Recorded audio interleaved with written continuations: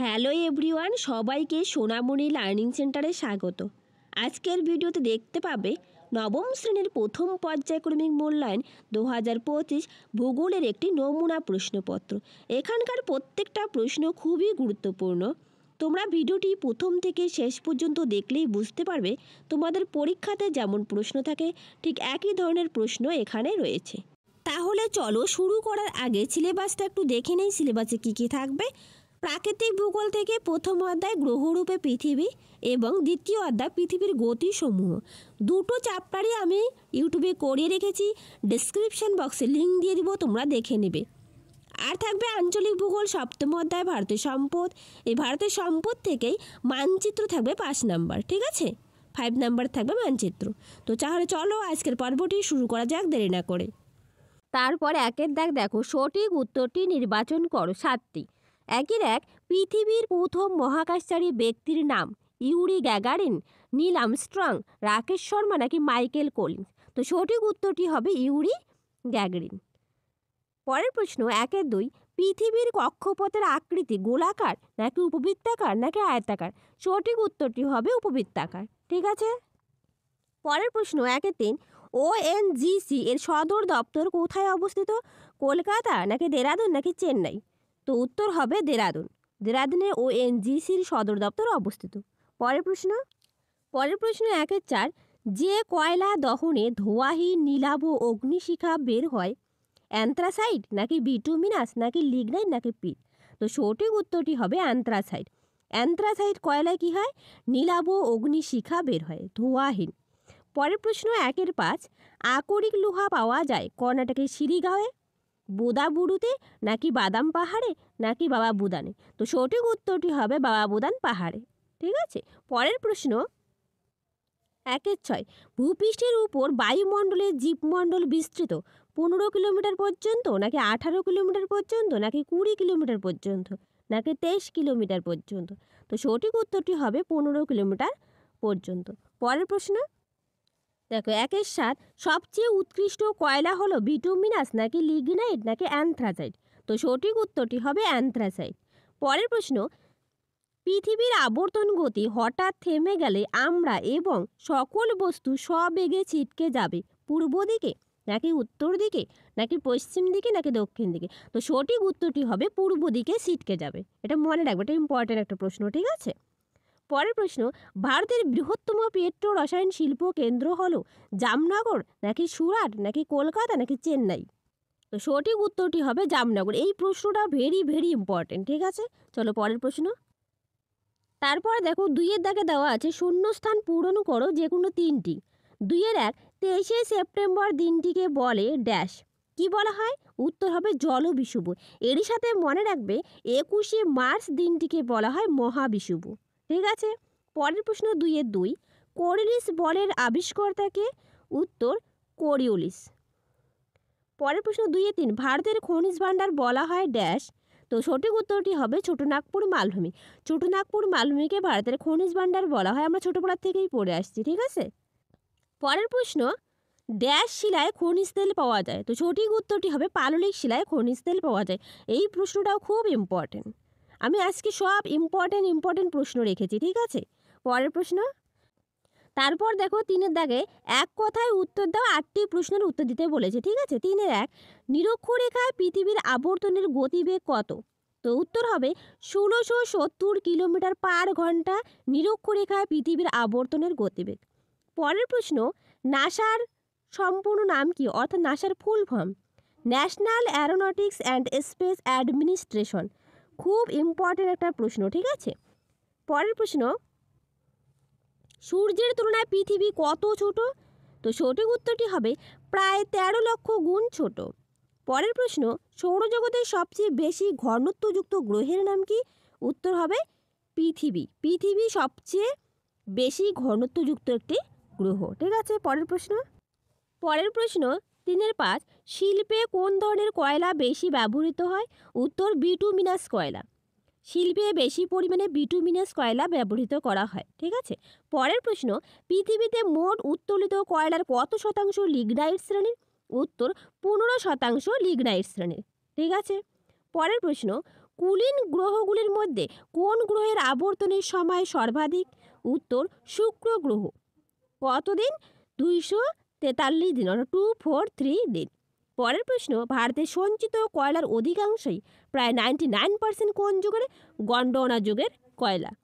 পরের প্রশ্ন, আবর্তনের ফলে গতিশীল পদার্থের দিক বিক্ষেপ হয়, এই সূত্রটি কে আবিষ্কার করেন? উত্তর ফরাসি অঙ্কশাস্ত্রবিদ গাসপার্ড গুস্তাভ কোরুলিস। নেক্সট প্রশ্ন, বার্ষিক গতি বা পরিক্রমণ গতির ফলে কি হয়? উত্তর দিন রাত্রির দৈর্ঘ্যের হ্রাস বৃদ্ধি হয় ও ঋতু পরিবর্তন হয়। এরই সাথে মনে রাখবে, আহ্নিক গতির ফলে কিন্তু শুধু দিন আর রাত্রি হয়, আর বার্ষিক গতির ফলে দিন ও রাত্রির দৈর্ঘ্যের হ্রাস বৃদ্ধি ঘটে। ঠিক আছে। পরের প্রশ্ন, সূর্যকে একবার সম্পূর্ণ পরিক্রমণ করতে পৃথিবীর কত সময় লাগে? উত্তর 365 দিন 5 ঘন্টা 48 মিনিট 46 সেকেন্ড। ডাবল হয়ে গেছে। ঠিক আছে, মনে রাখবে। পরের প্রশ্ন 4-এর দাগ, সংক্ষিপ্ত প্রশ্নের উত্তর দাও 3টি, 2 নম্বর করে থাকবে। ঠিক আছে, 3টি প্রশ্নের উত্তর দিতে বলেছে। 4-1, দূর সংবেদন বা রিমোট সেন্সিং কাকে বলে? উত্তর কোনো রকম ভৌত যোগাযোগ ছাড়া দূরের কোনো বস্তুর সম্বন্ধে তথ্য সংগ্রহের প্রক্রিয়াকে বলা হয় দূর সংবেদন বা রিমোট সেন্সিং। এখানে রিমোট সেন্সিং হবে। ঠিক আছে। পরের প্রশ্ন, প্রচলিত শক্তির উৎস কি কি? উত্তর প্রচলিত শক্তির উৎস হলো কয়লা, খনিজ তেল, খরস্রোতা নদী, ইউরেনিয়াম, থোরিয়াম প্রভৃতি তেজস্ক্রিয় খনিজ। শক্তির এই উৎসগুলি দীর্ঘদিন ধরে ব্যবহার করা হচ্ছে। প্রচলিত শক্তি বলতে সেই শক্তিগুলিকে বোঝায় যে শক্তিগুলি দীর্ঘদিন ধরে আমরা ব্যবহার করে আসছি এবং ভবিষ্যতে সেগুলো নিঃশেষ হওয়ার সম্ভাবনা রয়েছে, তাদেরকে বলা হয় প্রচলিত শক্তি। ঠিক আছে। পরের প্রশ্ন, পরের দেখ, জিপিএস কি? উত্তর জিপিএস হলো মহাকাশে ঘুরতে থাকা কৃত্রিম উপগ্রহ পরিচালিত একটি ব্যবস্থা। জিপিএস এর মাধ্যমে বর্তমানে জল, স্থলে ও আকাশে নানা ধরনের তথ্য এবং কোনো স্থানের অক্ষাংশ, দ্রাঘিমাংশ, উচ্চতা ও সময় নিখুঁতভাবে নির্ণয় করা হয়। তো জিপিএস এর ফুল ফর্মটা কি? Global positioning system. ঠিক আছে, মনে রাখবে, খাতায় টুকে রাখবে, গ্লোবাল পজিশনিং সিস্টেম। খুব ইম্পর্টেন্ট একটা প্রশ্ন। পরের প্রশ্ন, উপগ্রহ কি বা উপগ্রহ কাকে বলে? উত্তর উপগ্রহ হলো কোনো গ্রহ থেকে সৃষ্ট ক্ষুদ্র কঠিন পিণ্ড।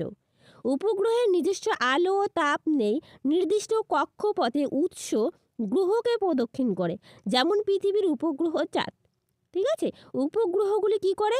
গ্রহর চারদিকে প্রদক্ষিণ করে। তো পৃথিবীর একমাত্র উপগ্রহ হলো চাঁদ। খুব ইম্পর্টেন্ট প্রশ্ন। পরের প্রশ্ন 4-5, সাগর সম্রাট বা সাগর বিকাশ কি? এই প্রশ্নটাও খুব ইম্পর্টেন্ট।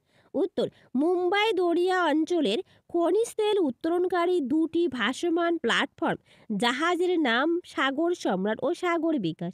এই 2টি জাহাজের দ্বারা ভারতের সবথেকে বেশি খনিজ তেল উত্তোলন করা হয়। প্রত্যেকটা প্রশ্ন খুব ইম্পর্টেন্ট। পরের প্রশ্ন, তারপর দেখো 5-এর দাগ, নিচের প্রশ্নগুলির উত্তর দাও 3টি, একটা করে 3 নাম্বার করে থাকবে। 3টি প্রশ্নের উত্তর দিতে বলেছে। ঠিক আছে। 1 নম্বর দেখো, পৃথিবীকে নীল গ্রহ বলে কেন? উত্তর মহাকাশ থেকে পৃথিবীকে সাদা ও নীল রঙের দেখায়। বায়ুমণ্ডলের মেঘে সূর্যালোক পড়ে সাদা দেখায় ও জলভাগকে নীল দেখায়। যেহেতু পৃথিবীর বেশিরভাগ অংশই সমুদ্র বেষ্টিত, তাই মহাকাশ থেকে পৃথিবীকে নীল দেখায়, সেই জন্য পৃথিবীকে নীল গ্রহ বলা হয়ে থাকে। ঠিক আছে। পরের প্রশ্ন, সম্পদ সংরক্ষণের উদ্দেশ্য কি? উত্তর সম্পদ সংরক্ষণের উদ্দেশ্য হলো 1. পরিবেশের গুণগত মান বজায় রাখা, 2. ভবিষ্যৎ প্রজন্মের জন্য সম্পদ সঞ্চয় করা, 3. সম্পদের কার্যকারিতা বৃদ্ধি করা, 4. সম্পদের অপচয় রোধ করা। যেহেতু 3 নম্বর বলেছে, 3টা পয়েন্ট লিখলেও হবে, আমি 4টা পয়েন্ট লিখে দিয়েছি। ঠিক আছে।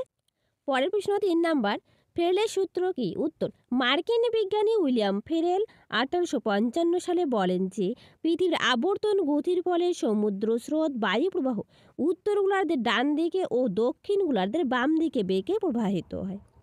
দিগ্বিক্ষেপ সংক্রান্ত এই সূত্রটি ফেরেলের সূত্র নামে পরিচিত। ঠিক আছে। তারপর নেক্সট প্রশ্ন 4-এর দাগ, পার্থক্য লেখো পৃথিবীর অপসূর ও অনুসূরের মধ্যে। দেখো, অপসূর আর অনুসূর। 1 নম্বর পার্থক্য, অপসূর অবস্থানে সূর্য থেকে পৃথিবীর দূরত্ব বেশি থাকে, আর অনুসূর অবস্থানে সূর্য থেকে পৃথিবীর দূরত্ব কম থাকে। পরের পয়েন্ট, সাধারণত প্রতি বছর 4 জুলাই পৃথিবী অপসূর অবস্থানে থাকে। অনুসূরের ক্ষেত্রে দেখো সাধারণত প্রতি বছর ৩রা জানুয়ারি পৃথিবী অনুসুর অবস্থানে থাকে। পরের পয়েন্ট, পরিক্রমণ বেগ হ্রাস পায় অপসুর অবস্থানে আর অনুসুর অবস্থানে পরিক্রমণ বেগ বৃদ্ধি পায়। ভেরি ভেরি ইম্পর্টেন্ট এই প্রশ্নটা, ঠিক আছে? তোমরা পারলে এর পিকচার একটু দিয়ে রাখবে, ছবি দিবে, ছবি দিলে নাম্বারটা একটু বেশি পাওয়া যায়। চলো আমি একটু ছবিটা দেখিয়ে দিচ্ছি। এই দেখো, অপসুর অবস্থান ৪ঠা জুলাই, অনুসুর অবস্থান ৩রা জানুয়ারি, ঠিক আছে? তো ৩রা জানুয়ারিতে কী হয়, সূর্য থেকে দূরত্ব ১৪,৭০,০০,০০০ কিলোমিটার হয়, আর অপসুর অবস্থানের দূরত্ব হয় ১৫,২০,০০,০০০ কিলোমিটার, ঠিক আছে? এটা উপবৃত্তাকার কক্ষপথে আবর্তন করে। তোমরা পৃথিবীর অপসুর ও অনুসুর অবস্থানের এই চিত্রটি পরীক্ষার খাতায় দিবে, ঠিক আছে? আঁকবে। যদি চিত্র আঁকা যায় তাহলে পরীক্ষাতে নাম্বারটা একটু বেশি পাওয়া যায় ভূগোলের ক্ষেত্রে। আমি পিকচারটা দিয়ে রাখলাম, তোমরা একটু দেখে নিবে, পারলে খাতায় এঁকে দাও, ঠিক আছে? চলো নেক্সট দেখো, আর একটা পার্থক্য দিয়ে রেখেছি, প্রচলিত ও অপ্রচলিত শক্তির মধ্যে পার্থক্য। প্রচলিত ও অপ্রচলিত শক্তি। ১ নম্বর পয়েন্ট কি বলছে, প্রচলিত শক্তির উৎসগুলি সীমিত এবং পরিবেশের ক্ষতি করে, আর অপ্রচলিত শক্তির উৎসগুলি প্রকৃতিতে ক্রমাগত উৎপাদিত হয় এবং দূষণমুক্ত হয়ে থাকে। পরের পয়েন্ট, প্রচলিত শক্তির উৎস কয়লা, পেট্রোলিয়াম, জীবাশ্ম জ্বালানি, এবং অপ্রচলিত শক্তির উৎস হচ্ছে সৌরশক্তি, বায়ুশক্তি, জোয়ার ভাটার শক্তি, ভূতাপীয় শক্তি এবং জলবিদ্যুৎ শক্তি। পরের পয়েন্ট, একবার নিঃশেষ হয়ে গেলে নির্দিষ্ট সময়ের মধ্যে পুনরায় পূরণ করা সম্ভব নয় বা পূরণ হয় না, ঠিক আছে? অপ্রচলিত শক্তির উৎসের ক্ষেত্রে কি বলছে, দীর্ঘকাল ধরে শক্তির চাহিদা মেটাতে ব্যবহৃত হয়ে আসছে। তো এই প্রশ্নটাও খুব ইম্পর্টেন্ট, তোমরা খাতায় টুকে রাখবে, নয়তো বইয়ের থেকে পড়ে নেবে, ঠিক আছে? চলো পরের প্রশ্ন। তারপর পরের প্রশ্ন দেখো, ৬-এর দাগে কি বলছে, নিচের প্রশ্নগুলির মধ্যে একটি প্রশ্নের উত্তর দাও। প্রশ্নের মান থাকবে ৫, একটা প্রশ্ন উত্তর দিতে বলেছে, ঠিক আছে? ৬-এর একে কি বলছে, পেট্রোলিয়ামকে তরল সোনা বলা হয় কেন? উত্তর, সোনা একটি মূল্যবান ও বহুল ব্যবহৃত ধাতু হিসাবে পরিচিত। একইভাবে পেট্রোলিয়াম হলো একটি গুরুত্বপূর্ণ জ্বালানি খনিজ যা মোটর গাড়ি, বাস, ট্রাক, রেল ইঞ্জিন, জাহাজ, স্টিমার প্রভৃতি যানবাহন চালাতে ব্যবহৃত হয়। আধুনিক সভ্যতার পরিবহন ব্যবস্থা পেট্রোলিয়ামের উপর বহুলাংশে নির্ভরশীল। তাই গুরুত্বের দিক থেকে বহু মূল্যবান ধাতু সোনার সাথে তুলনা করে পেট্রোলিয়ামকে তরল সোনা বলা হয়ে থাকে। খুব ইম্পর্টেন্ট প্রশ্ন। পরের প্রশ্ন। তারপর দেখো ৬-২, জিপিএস এর ব্যবহারগুলি লেখো। যেহেতু ৫ নম্বর থাকবে তো পয়েন্ট করে করে লিখবে, ঠিক আছে? উত্তর, জিপিএস এর ব্যবহারগুলি হলো, ১ নম্বর পয়েন্ট, শহর পরিকল্পনা। শহরাঞ্চলের বিভিন্ন পরিকল্পনার কাজে ব্যবহৃত হয় জিপিএস। পরের পয়েন্ট, ভূপৃষ্ঠের আকৃতি। ভূপৃষ্ঠের প্রকৃত আকৃতি নির্ণয়ে ব্যবহৃত হয় জিপিএস। পরের পয়েন্ট, দূরত্ব নির্ণয়। ভূপৃষ্ঠের বিভিন্ন স্থানের মধ্যে দূরত্ব ও বন্ধুরতা নির্ণয়ে ব্যবহার করা হয়ে থাকে জিপিএস। Next point. পরের পয়েন্ট, যোগাযোগ ব্যবস্থা। জাহাজ ও বিমান চলাচল ও সড়ক পরিবহনের সহায়ক জিপিএস। পরের পয়েন্ট, প্রতিরক্ষা। আধুনিক প্রতিরক্ষা ব্যবস্থায় সেনাবাহিনীর গতিবিধির উপর নজরদারি ও উদ্ধার কাজে ব্যবহৃত হয় জিপিএস, ঠিক আছে? চলো পরের পয়েন্ট। জ্যামিতিক অবস্থান। যে কোনো বস্তুর জ্যামিতিক অবস্থান নির্ণয়ে ব্যবহার করা হয় জিপিএস। এবং শেষ পয়েন্ট, আবহাওয়া ও মানচিত্র। আবহাওয়া সংক্রান্ত তথ্য সংগ্রহ ও কম্পিউটারের সাহায্যে মানচিত্র প্রস্তুতিতে উল্লেখযোগ্য ব্যবহার রয়েছে জিপিএসের, ঠিক আছে? তো এই প্রশ্নটা ভেরি ভেরি ইম্পর্ট্যান্ট, এই প্রশ্নটা পরীক্ষায় আসবেই, ঠিক আছে? তোমরা খুব ভালো করে এটা করে নেবে। পরের প্রশ্ন। তারপর দেখো পরের প্রশ্ন ৬-৩ দাগ, পৃথিবীর আহ্নিক গতির ফলাফল আলোচনা করো অথবা পৃথিবীর যে কোনো একটি গতির ফলাফল বর্ণনা করো। উত্তর, পৃথিবীর যে কোনো একটি গতি বা আহ্নিক গতির ফলাফল আমরা এখন আলোচনা করব। তোমরা খুব মনোযোগ সহকারে শুনবে, ঠিক আছে? যে গতির দ্বারা পৃথিবী নিজ অক্ষ বা মেরুদণ্ডের উপর পশ্চিম থেকে পূর্ব দিকে ঘড়ির কাঁটার বিপরীতে 23 ঘন্টা 56 মিনিট 4 সেকেন্ডে বা প্রায় 24 ঘন্টায় একবার আবর্তন করে, সেই গতিকে আবর্তন বা আহ্নিক গতি বলা হয়। কি বললাম? যে গতির দ্বারা পৃথিবী নিজ অক্ষ বা মেরুদণ্ডের উপর পশ্চিম থেকে পূর্ব দিকে 23 ঘন্টা 56 মিনিট 4 সেকেন্ড বা প্রায় 24 ঘন্টায় একবার আবর্তন করে, সেই গতিকে আবর্তন বা আহ্নিক গতি বলা হয়। আচ্ছা, আহ্নিক গতি কেন বলা হয়? তার কারণ আহ্নিক কথাটি অন্ন থেকে এসেছে, আর অন্ন কথাটির অর্থ হলো দিন, ঠিক আছে, যেহেতু 24 ঘন্টায় একদিনেই আবর্তন করে এই জন্য একে বলা হয় আহ্নিক গতি। পৃথিবীর আবর্তন গতির ফলাফল সমূহ।